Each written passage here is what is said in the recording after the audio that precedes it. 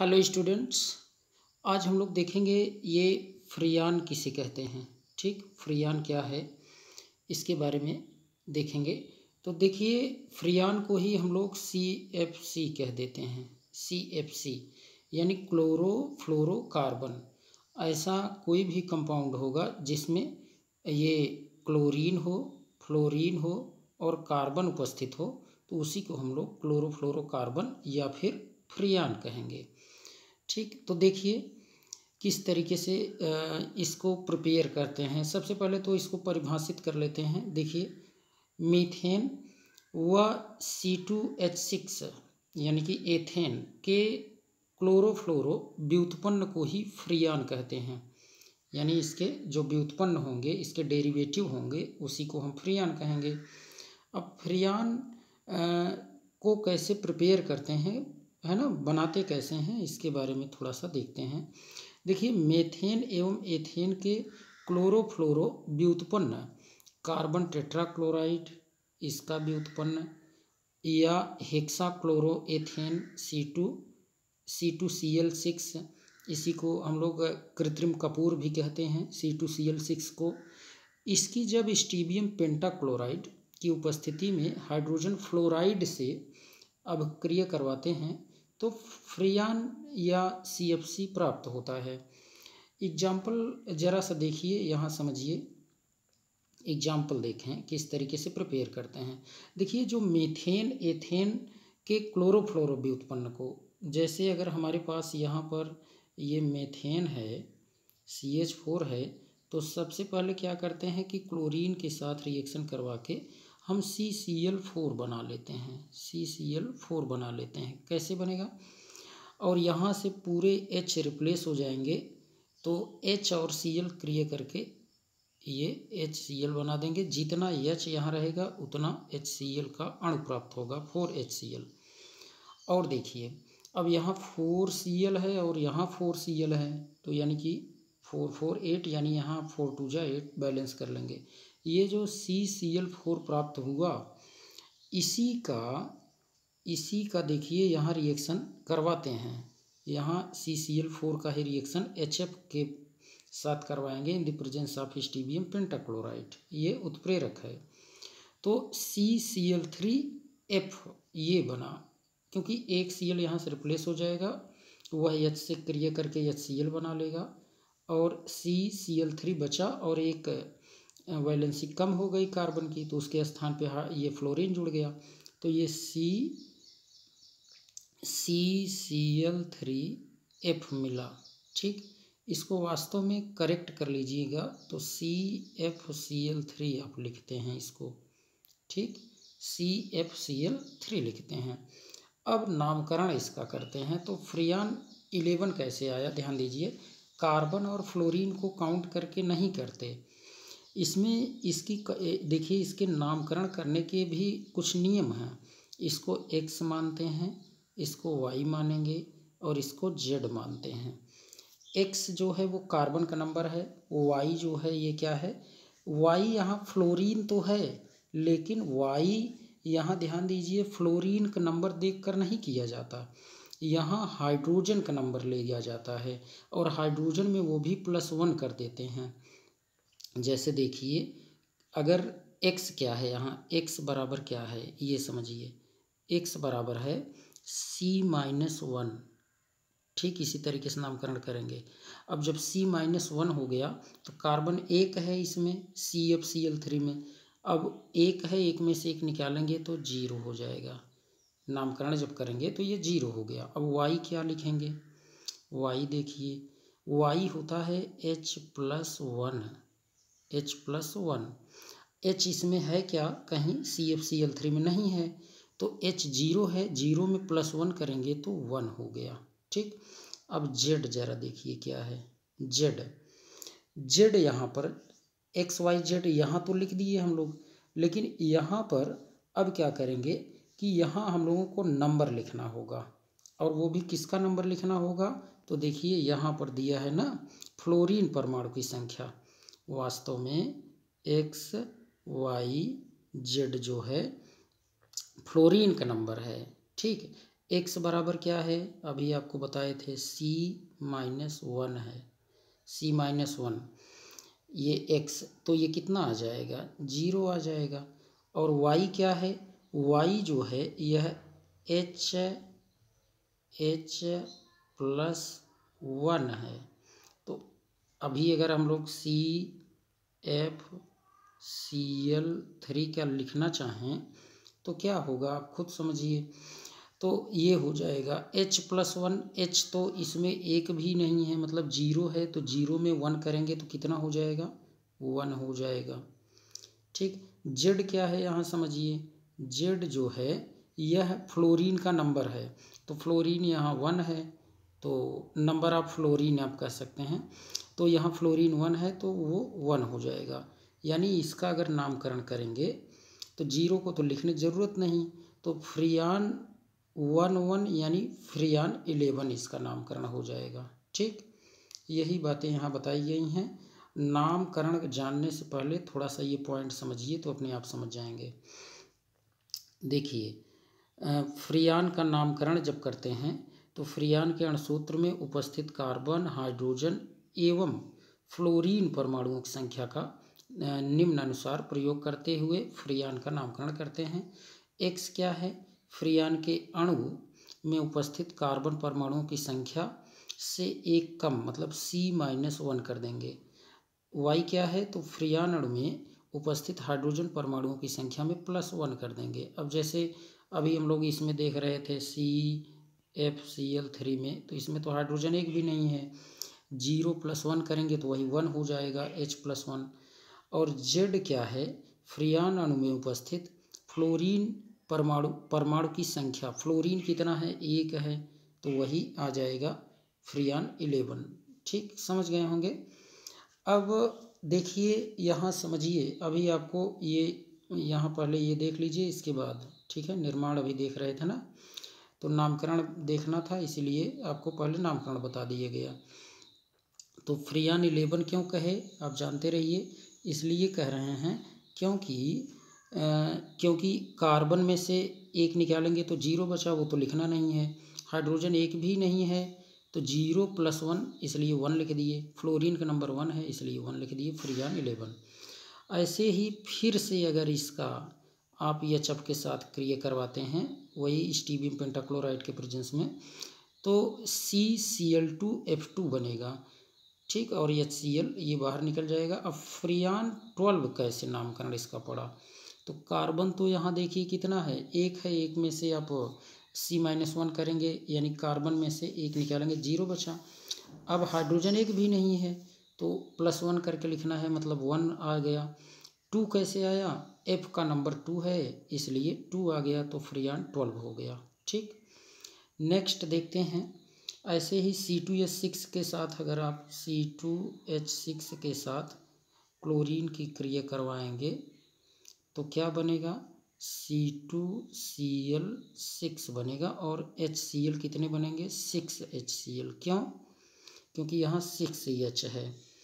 इस तरीके से ये जो प्राप्त हुआ ये आपका क्या है, कृत्रिम कपूर है, आर्टिफिशियल कैम्फर है। अब इसी के साथ HF की क्रिया करवाएंगे तो 2 कार्बन है, एक एक कार्बन से एक एक हाइड्रोजन रिप्लेस हो जाएगा।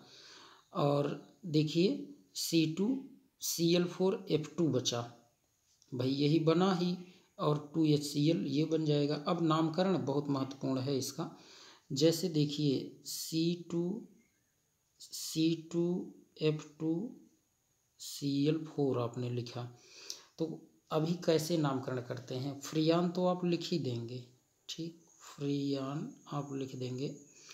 अब इसके बाद कार्बन 2 है, 2 में से एक घटाइए, 2 में से एक घटाएंगे तो एक बचा। हाइड्रोजन देखो इसमें कितने हैं, एक भी नहीं है, तो 0+1 कर दीजिए, 0 हाइड्रोजन है उसमें +1 कर दीजिए, तो 0+1 1 हो गया। फ्लोरीन का नंबर देखिए कितना है, 2 है, तो 2 लिख देंगे, इसलिए यह फ्रियान 112 हो जाएगा। ठीक, समझ गए होंगे, इसलिए फ्रियान 112 आप इसको लिखते हैं। या टेट्राक्लोरो डाईफ्लोरोएथेन कहते हैं, टेट्रा मतलब कितना है, 4 है, देखिए टेट्राक्लोरो 4 क्लोरीन है और डाई फ्लोरो 2 फ्लोरीन है, और यहाँ आपका 2 कार्बन को एथ कहते हैं, सिंगल बॉन्ड सबके बीच है तो एथेन। इस तरीके से नामकरण तो बता ही दिए। यहाँ कुछ एक टेबल है, इसमें नामकरण जरा सा और समझिए। इन दोनों का तो अभी आपने देख लिया था, ठीक, इन दोनों का। इसको ज़रा समझिए, ये CF2Cl2, इसमें कार्बन 1 है तो उसमें से घटा देंगे 0 मिलेगा। हाइड्रोजन 1 भी नहीं है इसमें, तो आप +1 कर देंगे तो 1 मिला। फ्लोरीन कितना है इसमें, 2 है तो वही 2 लिख दिए, इसलिए फ्रियान 12 हो गया। इसको ज़रा देखिए, इसको C2FCl5 में कार्बन 2 है तो 2 में से 1 निकालेंगे तो 1 मिला। हाइड्रोजन 1 भी नहीं है तो +1 करेंगे तो 1 हो गया। अब फ्लोरीन 1 है तो 1 आप लिख देंगे तो फ्रियान 111। इसी तरीके से देखिए, इसका नामकरण तो देख ही चुके हैं। नीचे वाले के देखिए, C2F3Cl3, कार्बन 2 है तो 2 में से 1 निकालेंगे 1 मिला। फिर आप हाइड्रोजन 1 भी नहीं है तो उसमें +1 करेंगे तो 1 हो गया। फ्लोरीन 3 है तो 3 आप लिख देंगे तो फ्रियान 113। इसका नामकरण करेंगे तो कार्बन में से 1 निकाल दीजिए तो 1 बचा। भाई 2 कार्बन है, 2 में से 1 निकाले 1 बचा। अब हाइड्रोजन 1 भी नहीं है, +1 कर देंगे तो 0 + 1 1 हो गया। फ्लोरीन कितना, 4 है तो 4 लिखेंगे, फ्रियान 114। तो इस तरीके से नामकरण भी करना आप समझ गए होंगे। फ्रियान के गुण देखते हैं, एक एक टॉपिक ऐसे हम लोग क्लियर कर लेंगे सब, ठीक। फ्रियान के गुण देखिए, फ्रियान जो है ये कलरलेस, रंगहीन होता है, और साथ ही साथ इसका कोई गंध नहीं होता, कोई स्मेल नहीं होती। वाष्पशील द्रव है, मतलब ये इसके वेपर बनते हैं जब ये जलता है। ये अत्यधिक निष्क्रिय होते हैं, मतलब जल्दी क्रिया नहीं करते, एवं उच्च दाब व ताप पर भी अस्थायी होते हैं। ये फ्रियान का गुण है। भौतिक गुण देखते हैं, इसके भौतिक गुण देखिए। फ्रियान जो है इसका क्वथनांक 30 डिग्री सेल्सियस होता है, और मेथेन व एथेन के क्लोरोफ्लोरो व्युत्पन्न संयुक्त रूप से फ्रियान कहलाते हैं। मेथेन और एथेन के जो क्लोरोफ्लोरो व्युत्पन्न होंगे उन्हीं को मिश्रित रूप से, सामूहिक रूप से ही फ्लोरो व्युत्पन्न को ही फ्रियान कहते हैं। और यह अत्यधिक अस्थायी होता है, निष्क्रिय होता है, तथा निरावेशी, असंक्षारक, मतलब संक्षारण नहीं करता, तथा आसानी से द्रवित हो सकने वाली गैस है, मतलब आसानी से इसको द्रव में बदला जा सकता है, ठीक। अब देखते हैं इसका उपयोग क्या है फ्रियान का। फ्रियान 12 जो है, नामकरण कैसे होगा ये तो पता ही है ना। कार्बन देखिए कितना है, 1 है तो 1 में से 1 निकाल दीजिए तो 0 आ गया। और हाइड्रोजन 1 भी नहीं है तो +1 कर देंगे तो 1 हो गया। फ्लोरीन का नंबर 2 है, 2 हो गया। तो उद्योगों में सर्वाधिक प्रयुक्त होने वाले सामान्य फ्रियानों में से एक है। फ्रियान 12 का उपयोग उद्योग में बहुत अधिक करते हैं। यह एरोसाल, प्रणोदक, प्रशीतक तथा वायु शीतलन में उपयोग करने के लिए उत्पादित किए जाते हैं, मतलब प्रशीतक के रूप में, यानी शीतलन में, ठंडा करने में इसका उपयोग करते हैं। वायुमंडल से होते हुए क्षोभ मंडल में विसरित हो जाते हैं ये, मतलब आपका ये पता ही है ना। सबसे नीचे क्या है, सबसे नीचे आपका ट्रोपोस्फियर है, क्षोभ मंडल, फिर समताप मंडल, फिर इसके बाद मध्य मंडल आता है, फिर आयन मंडल आता है। तो यह जो ओजोन परत होती है वह कहाँ होती है, समताप मंडल में। तो यह क्या करता है कि क्षोभ मंडल में फ्रियान जो है ये मूलक श्रृंखला अभिक्रिया प्रारंभ कर देते हैं। क्षोभ मंडल में फ्रियान मूलक श्रृंखला, मतलब रेडिकल बनाते हैं, तथा प्राकृतिक ओजोन संतुलन को अनियंत्रित कर देते हैं। अनियंत्रित मतलब ओजोन में क्या है, O3 है, इसके साथ जब मूलक बन जाएगा, रेडिकल बन जाएगा, तो इसके साथ क्रिया करते हैं, और क्रिया करके ओजोन परत को क्या करते हैं, पतला करते हैं, मतलब क्षरण करते हैं। और साथ ही साथ अक्रिय विलायक के रूप में भी इसका उपयोग किया जाता है, ठीक। इस तरीके से तो इसको जानते रहिए। और देखिए ये फ्रियान का जो इसका कुछ न कुछ ये इम्पैक्ट होता है ना। मतलब फ्रियान का जो है पर्यावरण पर प्रभाव, फ्रियान का पर्यावरण पर प्रभाव, यानी पर्यावरण पर इसका क्या प्रभाव होता है। फ्रियान मुख्यतया ओजोन परत का ह्रास, डिप्लीशन ऑफ ओजोन लेयर करता है। ओजोन गैस पृथ्वी की सतह पर होती है ना। पृथ्वी की सतह पर ओजोन गैस जो है वास्तव में ये क्या है, वो पृथ्वी की सतह पर से हो करके ये जो समताप मंडल होता है उसमें होती है, हम लोग कह सकते हैं। लेकिन ओजोन परत का 90% भाग समताप मंडल में स्थित होता है। कुछ न कुछ मात्रा होती है क्योंकि ऑक्सीजन भी है ना 21%। और आप जानते हैं भूपर्पटी यानी भूमि जो है मिट्टी, उसमें ऑक्सीजन होती है ना। कितना होती है तो 46% लगभग होती है ये, ठीक 46%। तो इतना तो आपका भूमि में ही हो जाती है। इसलिए मेढक उड़क देखते हैं गर्मियों में चले जाते हैं नीचे, त्वचा से श्वसन करते हैं। तो श्वसन में ऑक्सीजन आवश्यक है, तो भूमि में ये पाई जाती है ऑक्सीजन।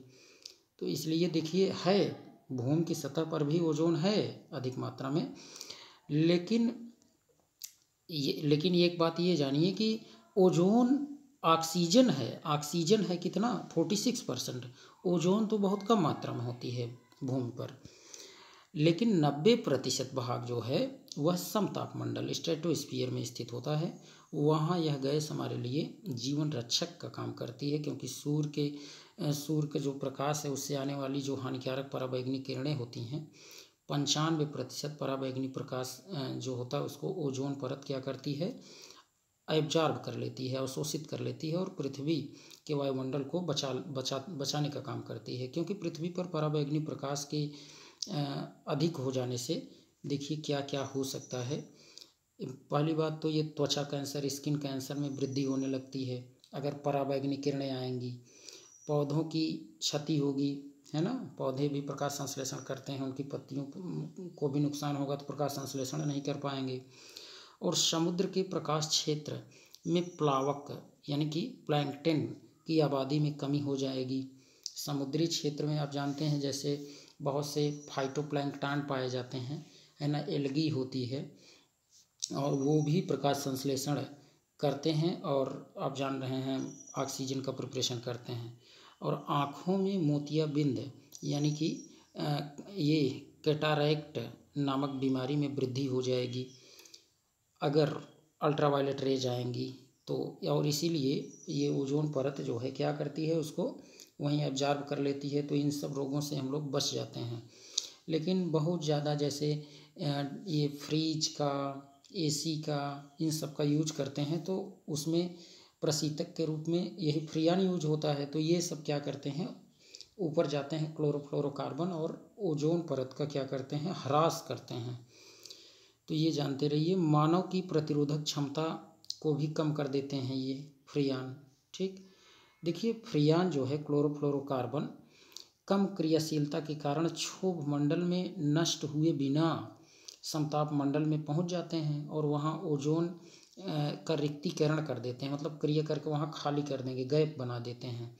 रिक्तीकरण के कारण बढ़ी हुई पराबैंगनी किरणों से क्रिया करके क्लोरीन के परमाणु अपने जनक यौगिक से मुक्त हो जाते हैं। जैसे CFCl3 से अल्ट्रावायलेट रेज तो वहाँ है ही, सन से आ रही है, तो CFCl2 देखिए ऊपर एक यहाँ पॉइंट बना है, वो इलेक्ट्रॉन है, इसी को मुक्त मूलक कहते हैं, और Cl मुक्त मूलक ये बन जाता है। तो अब क्लोरीन के परमाणु देखिए, क्लोरीन का वही जो ये मुक्त मूलक है ओजोन से क्रिया करता है और ओजोन से क्रिया करके क्या करेगा, ClO मुक्त मूलक बना देगा और O2 गैस बन जाएगी। अब ClO जो मुक्त मूलक है यह फिर से ओजोन से क्रिया करेगा और क्लोरीन मुक्त मूलक बन जाएगी और ऑक्सीजन बदल देगा। इस तरीके से अब O3 ख़त्म ही हो गया, ठीक। इस तरीके से बहुत से होल बन रहे हैं वहाँ। तो जानते रहिए नुकसान ये कर रहा है ओजोन परत का, कौन, क्लोरोफ्लोरोकार्बन। तो यह श्रृंखला अभिक्रिया चेन रिएक्शन सतत चलती है, लगातार चलती है तथा मात्र एक क्लोरीन परमाणु 1,00,000 ओजोन अणुओं के साथ क्रिया करके उन्हें नष्ट कर देता है।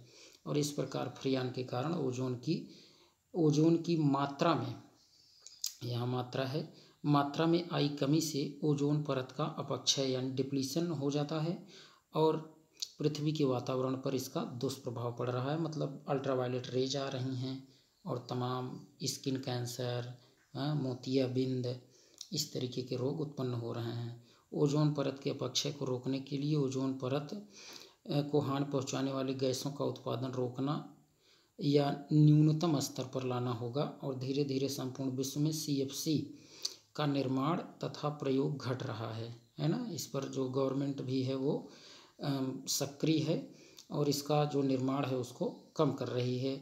जन सामान्य में ओजोन संरक्षण के प्रति जागरूकता उत्पन्न करने के लिए प्रतिवर्ष 16 सितंबर को ओजोन दिवस भी मनाते हैं, ये भी जानते रहिए। तो इस तरीके से आज हम लोगों का ये ओजोन का ये फ्रियान का टॉपिक जो है ये समाप्त हुआ। ऐसे ही हम लोग और भी नए नए ये टॉपिक ले करके देखते रहेंगे। वीडियो आपको अच्छी लगी हो तो चैनल को सब्सक्राइब करिए। थैंक्स।